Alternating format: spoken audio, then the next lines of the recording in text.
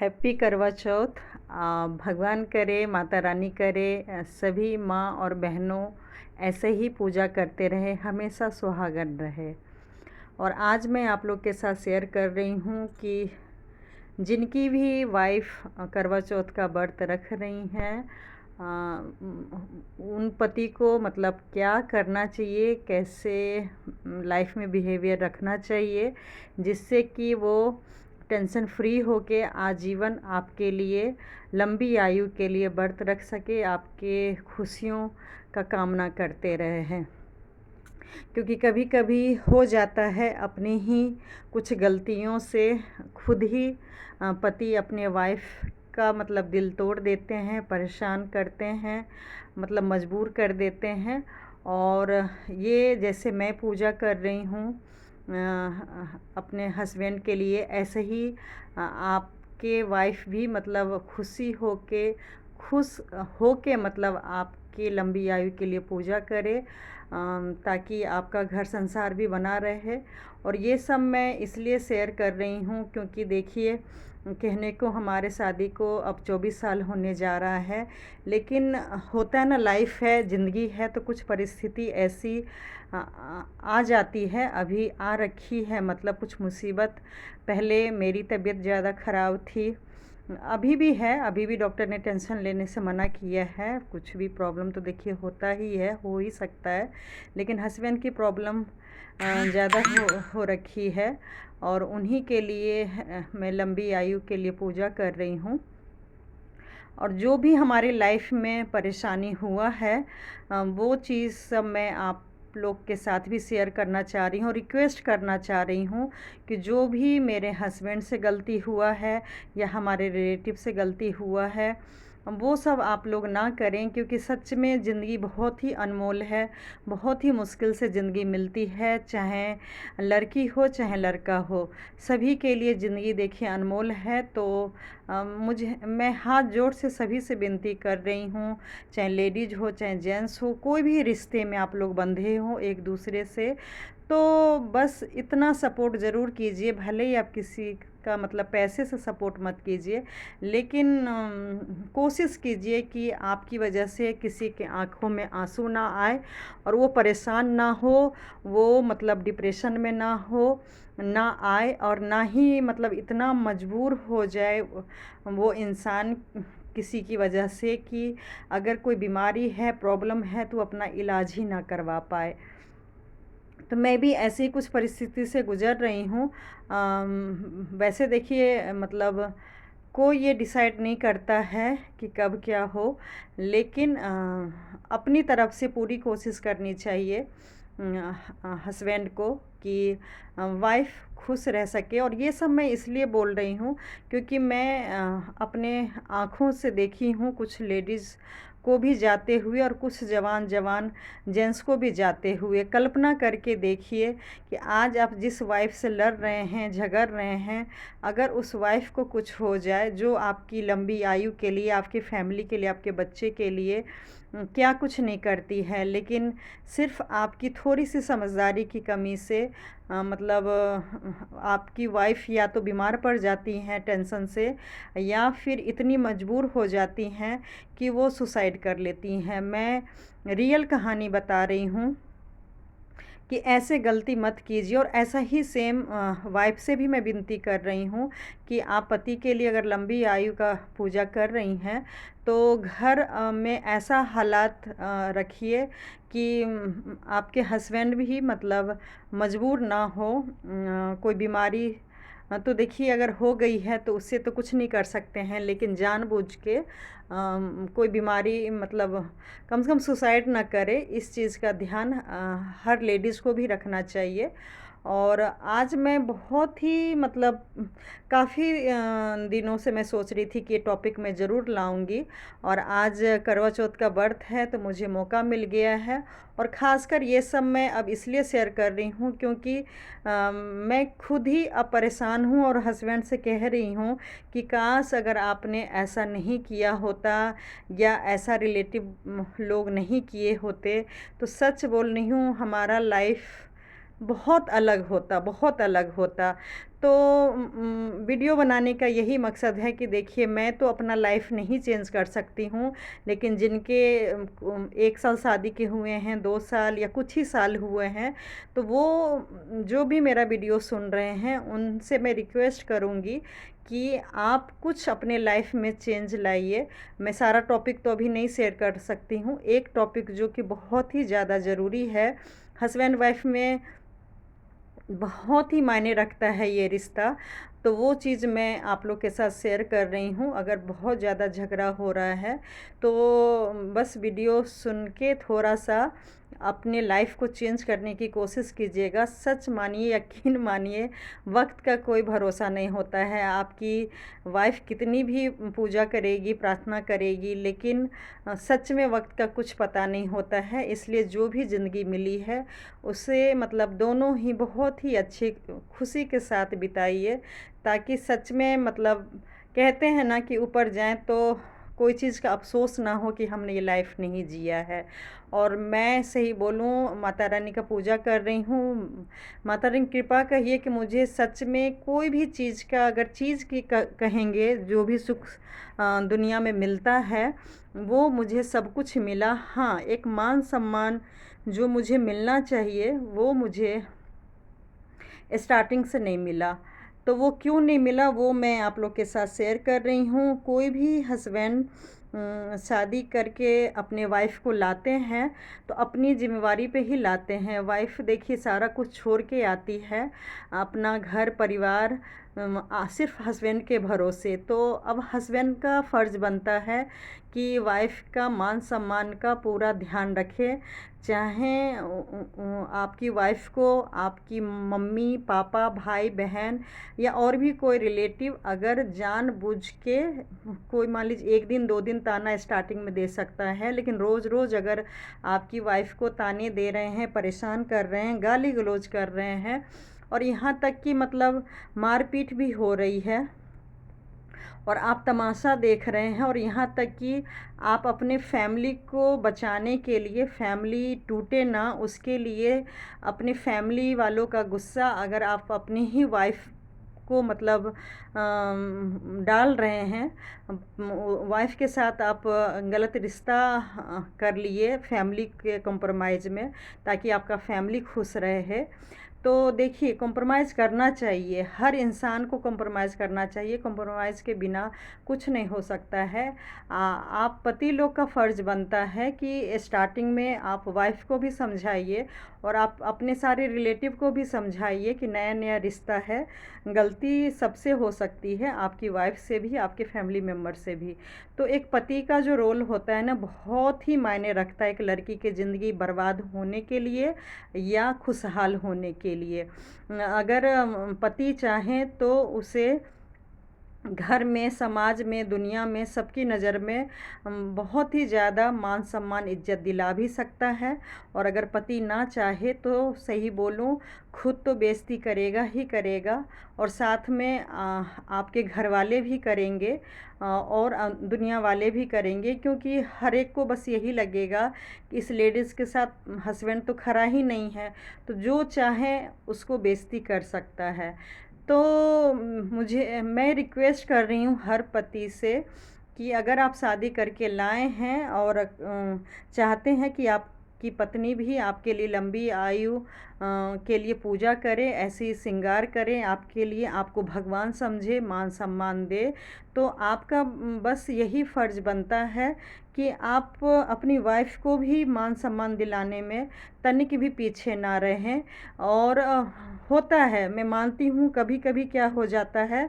कि हस्बैंड के साथ भी धोखा हो जाता है। कुछ लड़की ऐसी आ जाती हैं, बीवी आ जाती हैं, जो पति से तो प्यार करते हैं, लेकिन उनकी फैमिली को अपनाना नहीं चाहती है, वो अकेले ही रहना चाहती है। और लड़की की तरफ से भी बहुत ज़्यादा प्रॉब्लम होता है, बीवी की तरफ से भी प्रॉब्लम होता है। वो मतलब अपने पति के मम्मी पापा भाई बहन कोई भी रिश्तेदार के साथ ठीक से नहीं रहती, झगड़ती है, बहाना ढूंढती है अलग रहने के लिए, तो उस केस में भी देखिए मतलब कहना तो नहीं चाहिए कि आप मम्मी पापा अपने फैमिली से दूर हो जाएं, लेकिन आपने मांग में सिंदूर डाला है, शादी किया है, और अगर वाइफ सच में अच्छी है, बस वो फैमिली के साथ नहीं रहना चाहती है, तो बस आप ये ध्यान रखिए कि डिवोर्स लेने से या दिन रात झगड़ने से, लड़ने से, या वाइफ को ही मजबूर कर देना कि वो सुसाइड कर ले, या कई बार फैमिली प्रॉब्लम की वजह से हस्बैंड खुद ही मौत को गले लगा लेते हैं, तो ये सब से काफ़ी बेटर होगा कि आप वाइफ को लेके अलग हो जाइए। भले ही आप नमक रोटी खाइए, मैं मानती हूँ लड़की की गलती होती है, लेकिन फिर भी अपनी ज़िंदगी के लिए, वाइफ की ज़िंदगी, और सबसे बड़ी, आप जो माँ बाप आपको जन्म दिए हैं उनके खुशी के लिए, क्योंकि देखिए अगर लड़की गलत आ जाती है तो दिन रात झगड़ा होगा, खाना पीना जीना हराम होगा। तो अपने माँ बाप, आपके माँ बाप ठीक से मतलब घर में कम से कम रहें, तो उसके लिए आप वाइफ को लेके अलग हो जाइए। और बात रही बेटा और भाई का फ़र्ज़ निभाने का, तो आप दूर में रह के भी फ़र्ज़ अच्छे से निभा सकते हैं, और वाइफ आपकी आपके संसार को आराम से मतलब सँवार देगी, बसा लेगी, लेकिन डिवोर्स करके कोई फ़ायदा नहीं है। हाँ, बहुत अगर तंग आ जाती है ना, आपके फैमिली को सपोर्ट करती है, प्यार करती है ना, आपके साथ करती है, तो फिर पति का मतलब वो कितना दिन झेलेगी, कितना दिन दुख हो मतलब हस्बैंड झेलेंगे, तो उसके लिए उस केस में है कि भाई ज़्यादा कॉम्प्रोमाइज़ कितना करते रहेंगे, तो हस्बैंड का भी फिर फ़र्ज़ बनता है कि भाई डिवोर्स ले लो। लेकिन अगर वाइफ़ का नेचर ठीक है, सिर्फ़ आपके फैमिली से ही नहीं बनती है, तो कुछ महीना साल इंतज़ार कीजिए, और ज़्यादा ज़िंदगी का वेट मत कीजिए। देखिए ज़िंदगी का कोई भरोसा नहीं होता है, और आजकल गुस्से नशे में मतलब ज़िंदगी ख़त्म करने से अच्छा है कि आप अलग हो जाइए, ताकि सुख शांति से आपकी वाइफ़ आपके लिए व्रत रखे, और आपकी भी लंबी आयु हो, और आपकी वाइफ़ की भी हो, और आपका परिवार, बच्चे सुख शांति से ज़िंदगी बिताए। और बात रही दूसरी, अगर आपकी वाइफ़ अगर प्रॉब्लम है तो आप ऐसे कर सकते हैं, लेकिन अब दूसरी जगह आती है कि अगर आपके फैमिली में प्रॉब्लम है, अगर आपके रिश्तेदार जानबूझ के आपके वाइफ़ के साथ प्लानिंग के साथ डेली टोन कसते हैं, गाली गलौज करते हैं, यहाँ तक कि मारपीट करते हैं, रिश्तेदारों के सामने नीचे दिखाते हैं आपकी वाइफ़ को, तो देखिए हर पति से मैं रिक्वेस्ट कर रही हूँ, आप छोटे बच्चे नहीं हैं, शादी आपने कुछ सोच समझ के उस लड़की से किया होगा। आजकल तो बहुत सोच समझ के ही अपनी बीवी को लोग पसंद करते हैं, यहाँ तक कि अरेंज मैरिज में तो पेरेंट्स पसंद करके बहू को लाते हैं, लेकिन वही पेरेंट्स अगर जानबूझ के आपकी बीवी के साथ दिन रात सिर्फ कलेश ही करना चाहते हैं, और थोड़ा भी कॉम्प्रोमाइज़ नहीं करना चाहते हैं, दिन रात अगर आपके साथ मतलब पति पत्नी को ही अगर आपके पेरेंट्स अलग करना चाहते हैं, तो फिर ये आपको कॉम्प्रोमाइज़ करना होगा, आपको देखना होगा कि सच में किसकी गलती है। आप नेबर से पूछ सकते हैं, कैमरा लगा सकते हैं, बहुत कुछ उपाय है जो कि आप जान सकते हैं कि आपकी वाइफ़ की गलती है या आपके मतलब पेरेंट्स की गलती है। और कुछ चीज़ें तो देखिए अपने आप नेचर का पता चल जाता है कि सच में किसकी गलती है, और अगर 100% आपको ये लगता है कि आपकी वाइफ़ ठीक है, बार बार कॉम्प्रोमाइज़ कर रही है, बहुत कुछ बहुत महीनों से सह रही है, गाली गलौज सह रही है, और दिन रात कलेश हो रहा है घर में, खाना पीना जीना हराम हो रखा है, और यहाँ तक कि आजकल के माहौल में भी मारपीट हो रहा है, और इतना तंग परेशान हो रहे हैं कि मान लीजिए कोई भी तीज त्यौहार ख़राब हो रहा है, और आपकी वाइफ़ क्या आपके लिए लंबी आयु के लिए पूजा करेगी, हो सकता है इतना परेशान आपकी वाइफ हो जाएगी या हो जाती है कि वो खुद ही सुसाइड करने के लिए सोच ले। और कई लेडीज़ लोग तो देखिए घर परिवार की वजह से सुसाइड कर भी लेते हैं। तो आज मैं हर पति लोग से रिक्वेस्ट करूँगी कि आप इस मामले में कॉम्प्रोमाइज़ कीजिए, समझौता कीजिए। मैं मानती हूँ अपने पेरेंट्स से, भाई बहन से अलग होना बहुत मुश्किल है, लेकिन अगर आपकी वाइफ की गलती नहीं है और आप सोच समझ के उस लड़की से आपने शादी किया है, तो भले ही आप कोठी में रह रहे हैं, पेरेंट्स के फ्लैट में रह रहे हैं, लेकिन अगर मान लीजिए दिन रात कलेश होके आपकी वाइफ सच में ख़त्म हो जाती है, या कई केस ऐसा भी देखा गया है कि हस्बैंड क्या करते हैं, वो ना अपने पेरेंट्स को कुछ बोल पाते हैं, ना वाइफ को बोल पाते हैं, और घुट घुट के या तो देखिए कोई बीमारी ले लेते हैं, या हार्ट अटैक हो गया, या फिर इतना वो फैमिली टॉर्चर, परेशान, झगड़े से दिन रात से परेशान हो जाते हैं, जिसके कारण कि वो खुद ही सुसाइड कर लेते हैं। तो देखिए आज मैं पूजा कर रही हूँ, मैं हर जेंट्स से, हर पति से, हर इंसान से मैं रिक्वेस्ट कर रही हूँ, जो भी शादी करते हैं और समझौता नहीं कर पा रहे हैं अपने फैमिली और वाइफ के बीच में, तो मैं ये नहीं कह रही हूँ कि अब तुरंत अलग हो जाइए, क्योंकि मैं मानती हूँ माँ बहुत ही मुश्किल से एक बच्चे को जन्म देती है, पालती हैं, उनका भी होता है सपना, लेकिन अगर उन्हीं के हाथों वो अपने बेटे का, बहू का घर बर्बाद कर रही हैं, और या आपके भाई लोग की वजह से या आपकी बहन की वजह से, जिसकी वजह से भी अगर आपका घर बर्बाद हो रहा है, तो बस आप यही काम कीजिए कि अलग हो जाइए। 6 महीने, साल भर, 2 साल, 3 साल इंतज़ार कीजिए, इससे ज़्यादा क्या इंतज़ार करेंगे, क्योंकि जो रिश्ता देखिए बनना होता है ना, वो कुछ महीने, साल, स्टार्टिंग में तो प्रॉब्लम होती है थोड़ा बहुत, उसके बाद ठीक हो जाता है। लेकिन अगर मान लीजिए कोई कसम ही खा रखा है कि भाई आपकी बीवी को घर ही नहीं बसाने देगा, और कितना भी कुछ कर लीजिए, अगर आप पति पत्नी में ही कभी मान लीजिए रिश्ता सही नहीं हुआ, तो ऐसे शादी किस काम के। या आप मान लीजिए आप फैमिली के लिए बार बार कॉम्प्रोमाइज़ कर रहे हैं कि नहीं मुझे फैमिली नहीं तोड़ना है, और आप हस्बैंड वाइफ का ही खोखला रिश्ता हो गया, और आप दोनों में से ही कोई इतना मतलब टेंशन में आके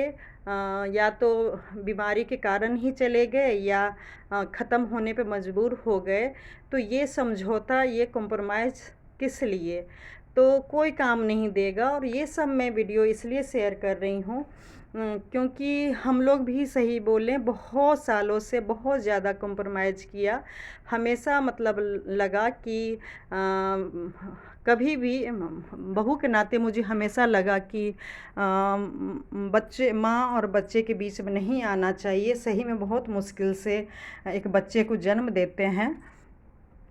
और ये सब कहानी मैं इसलिए बोल रही हूँ कि बहुत कॉम्प्रोमाइज़ कर लिया। अब जब कुछ भी हो सकता है मेरे साथ या हस्बैंड के साथ, ज़िंदगी सोचिए ख़त्म सी हो गई, और काफ़ी एज हो गया मेरा भी, हस्बैंड के भी, शादी के 24 साल होने जा रहा है। तो अब बस यही समझ आया कि मतलब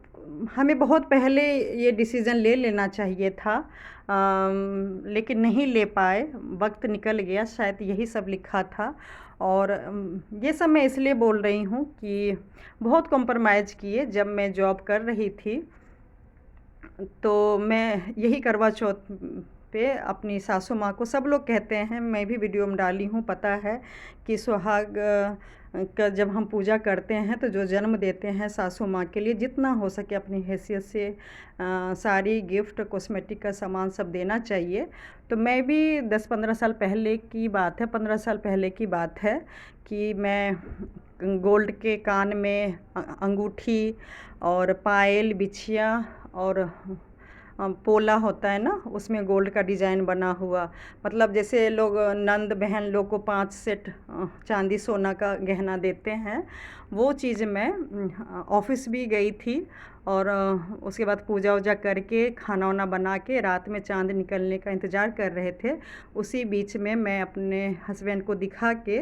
और सासू माँ को देने के लिए गई थी। हस्बैंड तो देखिए खुश ही होंगे, कौन बेटा खुश नहीं होगा। ख़ासकर अगर मान लीजिए खुद की इनकम अगर कम है, वो माँ को नहीं दे पा रहे हैं, तो मुझे बोले ठीक है जाओ दे के आ जाओ। तो सच बोल रही हूँ,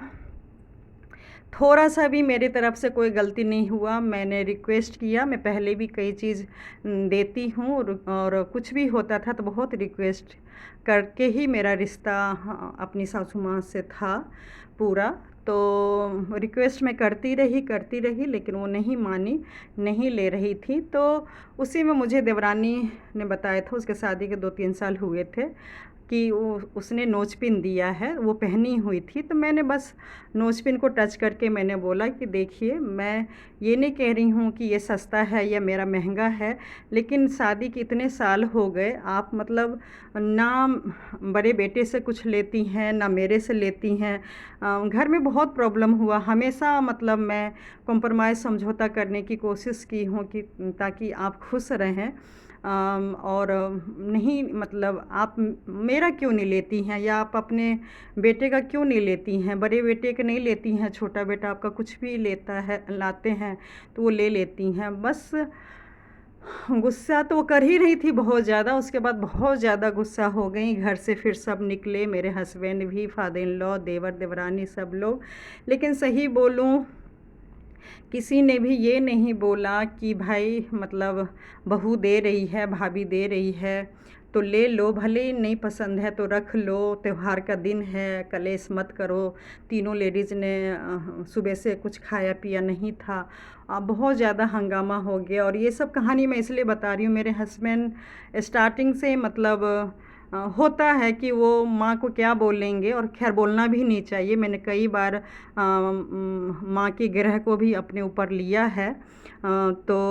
उस दिन भी ऐसा ही कुछ हुआ, बहुत कुछ हो गया। मैं सच बोलूँ, मैं गिफ्ट लेने नहीं गई थी, देने गई थी, और मुझे नहीं पता था कि सच में इतनी बड़ी प्रॉब्लम हो जाएगी। और इतना प्रॉब्लम हो गया कि मतलब मैं चाँद देख के जो बर्थ खोलते हैं वो भी नहीं खोल पाई थी पूरे रात। बहुत ज़्यादा प्रॉब्लम हुआ। और सही बोलूँ, उस जगह पे अगर मैं होती, अगर मेरी देवरानी के साथ या मेरी सास के साथ अगर ऐसा कुछ होता तो मैं ज़रूर मना के बर्थ खुलवाती, लेकिन ऐसा कुछ नहीं हुआ। मतलब कोई भी, जैसे आज मेरे देवर देखिए, वो अपना वाइफ़ के साथ पूरा जो भी प्रॉब्लम होता है अच्छे से हैंडल करके आराम से रह रहे हैं। अगर उस दिन भी चाहते तो मान लीजिए मेरे हस्बैंड की बात नहीं मानती हैं मेरी सासू माँ, देवर के सारी बात मानते हैं, तो वो कह सकते थे कि भाई वो आपको देने आई है तो ले लेते।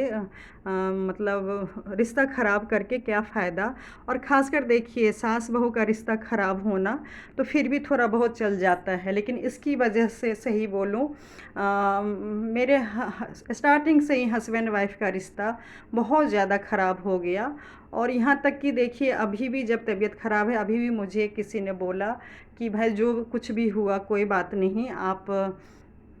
अपने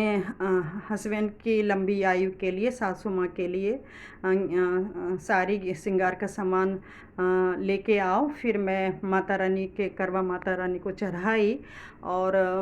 मैंने सोचा कि चलो मैं लेके नहीं जाऊंगी, फिर ऐसे ही तमाशा होगा। तो मैं अपनी बेटी से बोली कि बोलो कि पापा लेके आए हैं, क्योंकि कई साल से ना, जब उस साल तमाशा हुआ तो मैंने दिमाग लगा के जो भी मुझे अगर देना होता था तो हस्बैंड के नाम से ही दे देती थी, तो वो ले लेते थे। और सही बोलूँ, पता नहीं हंसी आ रही है, अगर सच बोलूँ, अगर मेरी सासू माँ ना लालची होती ना तो मेरा रिश्ता आज बहुत ही अनोखा होता। क्योंकि उन्हीं की कृपा कहिए, मैं जॉब कर रही थी, मेरी बेटी को उन्होंने ही संभाला। उसके बाद तो देखिए माता रानी का इतना आशीर्वाद रहा। मतलब मुझे बहुत भर भर के, जो कहते हैं ना, मतलब गोल्ड की दुकान पे थी, बिजनेस चला, मेरा काम चला, बहुत ही सोना चांदी, मुझे कोई चीज़ की देखिए ना पहले कमी थी ना अब कमी है, तो मैं उनको इतना देती ना कि मतलब वो भूल जाते कि उनका बेटा लोग इस हिसाब से ना जॉब कर रहे हैं ना बिजनेस कर रहे हैं। हर ख्वाहिश में उनकी पूरी करती, लेकिन वो थोड़ी सी हैं, कहते हैं ना, खुद ही बोली हैं कि मैं बहुत ज़िद्दी हूँ, जो मन में ठान लेती हूँ वो खुद कबूल की हैं कि वो जिससे नफ़रत करती हैं वो ज़िंदगी भर करती रहती हैं। और शायद मैं मानती हूँ इस बात को, पिछले जन्म का होगा हम लोग का ऐसा रिश्ता कि इस जन्म में चाह के भी अब इतना उम्र हो गया, और जो एक सास बहू या माँ बेटे का जो रिश्ता होना चाहिए था वो नहीं हो पाया। और मुझे इस बात का बहुत ज़्यादा अफ़सोस होगा, क्योंकि ये रिश्ता तो देखिए हस्बैंड की वजह से ही बना था, और आज जब हस्बैंड ही प्रॉब्लम में है और मैं चाह के भी नहीं कुछ कर पाई, नहीं वो मेरा सामान अभी भी लिए, मैं करवा माता को चढ़ा दी हूँ, और फिर आशीर्वाद भी मुझे बहुत मुश्किल से मिला। तो सही बोलूँ, देखिए, आशीर्वाद देने के लिए या प्रणाम करने के लिए, आशीर्वाद लेने के लिए और देने के लिए, दोनों के लिए बहुत बड़ा हिम्मत होना चाहिए।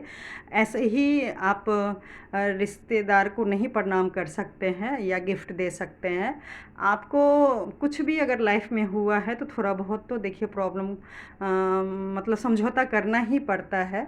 और सही बोलूँ, ये सब कहानी मैं इसलिए बोल रही हूँ कि मेजर से मेजर प्रॉब्लम हर एक के लाइफ में होता था, मेरे लाइफ में भी होता था, लेकिन बस एक कॉम्प्रोमाइज़ करके मैं दिल से सासू माँ को, बस मेरी यही सासू माँ ख्वाहिश थी समझती कि थी। मेरे हस्बैंड और सही बोलूँ, मैं मेरी कई बार सासू माँ नाक का भी रगड़ी रिश्ता हूँ। माँ कुछ बेटे लोगों का ने बोला बहुत भी ही कि अच्छा बाप रे, रहे, बहू बहुत हो ही कितना महंगा महंगा गिफ्ट उनको देती हो, आशीर्वाद नाक मिले, रगड़ती हो और पढ़ लिख जो के, एक माँ और की भी फिर भी ख्वाहिश मतलब होती है वो तुमने पूरा हो जानबूझ सके। के अपनी लेकिन कहते हैं सास को ना, मन बढ़ा कुछ के रखी चीज़ें हो, सर पे आपके हाथों बिठाई में हो। नहीं होता लेकिन है, वो कुछ मेरा चीज़ें ना नेचर पिछले था, जन्म का मैं चाहती मतलब थी कि रिश्ता बस। होता है। जैसा हमारा कर्म वैसे ही हमारा भाग इस जन्म में बन के आता है। तो कुछ रिश्ता मेरे हस्बैंड के साथ, सासू माँ का मतलब माँ बेटे का रिश्ता ख़राब पिछले जन्म में रहा होगा, और मेरा भी रहा होगा कि भले ही मैं बहुत कुछ सोच के आई थी कि अपने फैमिली के साथ, बहुत छोटी फैमिली मेरी है, सास ससुर और हस्बैंड के एक ही भाई, कोई नंद नहीं, कोई भी नहीं। सच बोलूं, आज तो मैं इतना बेबस हूँ, इतनी परेशान हूँ हस्बैंड को लेके कि काश कोई उनको समझाते। अगर मेरी कोई नंद होती या जेठ होते तो मैं रो के बिलख के उनसे कहती कि हस्बैंड को समझाइए कि वो अपना इलाज करवा ले, और मतलब ठीक से रहे, जो हुआ सो हुआ, लेकिन वो मानने को तैयार नहीं है। तो मैं यही प्रार्थना कर रही हूँ और आप लोग से भी विनती कर रही हूँ कि वक्त रहते हुए आप अपनी वाइफ को भी समझिए, और वाइफ से भी कहूँगी कि आप अपने हस्बैंड के प्रॉब्लम को समझिए, क्योंकि हस्बैंड की सच बोलूँ कोई गलती नहीं होती है। वही पेरेंट्स बहुत ही धूमधाम से शादी करते हैं। मैं भी अपना शादी का वीडियो लाऊंगी। फैमिली को देख के आपको लगेगा ही नहीं कि मेरी ये हालत शादी के बाद हुआ होगा। इतना धूमधाम से, इतने अच्छे तरीके से मतलब शादी हुआ था, बहुत ही अच्छे से। और सही बोलूँ, आज अगर थोड़ी सी समझदारी मेरे हस्बैंड दिखाते या मेरी सासू माँ दिखाती, तो सच बोल रही हूँ, आज ना हमारी लाइफ बहुत अलग होता, बहुत ज़्यादा। लेकिन कुछ चीज़ें लिखा हुआ था जो कि अब ज़िंदगी ख़त्म हो गई, अब वो सब समय लौट के नहीं आएगा। सच बोलूँ, मैं भगवान से प्रार्थना कर रही हूँ कि काश कुछ ऐसा सिस्टम होता कि मैं पीछे 22-23 साल चली जाती, और जो ख्वाब देख के मैं शादी ससुराल आई थी। और सच बोलूँ, मतलब मेरी, कई लोग पूछ रहे थे कि आपकी लव मैरिज है या अरेंज, तो मेरी अरेंज मैरिज ही है। लेकिन शादी से पहले सिर्फ हम लोग फ़ोन पे बात किए, इंगेजमेंट के बाद 3-4 महीने। नवंबर में मेरी इंगेजमेंट हुई थी और फरवरी में शादी हुई थी 2000 में। लेकिन इतना अच्छा बॉन्डिंग हम लोग में हो गया था कि लग ही नहीं रहा था कि मतलब मेरे से वो 7-8 साल के बड़े हैं या कुछ भी। मैं आगे ज़रूर शेयर करूँगी कि हम लोग का रिश्ता अभी कैसा होता था।